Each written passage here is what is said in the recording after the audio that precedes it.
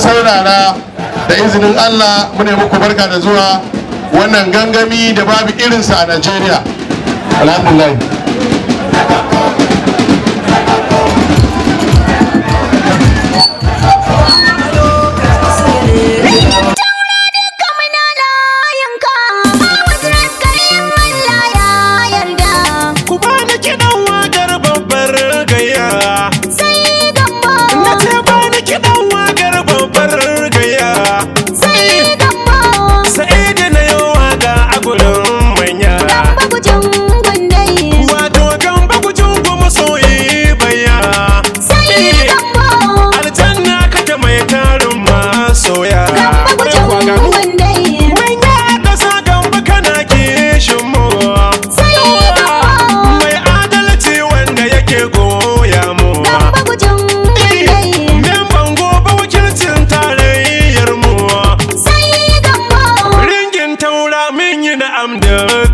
Gamba gujin gundai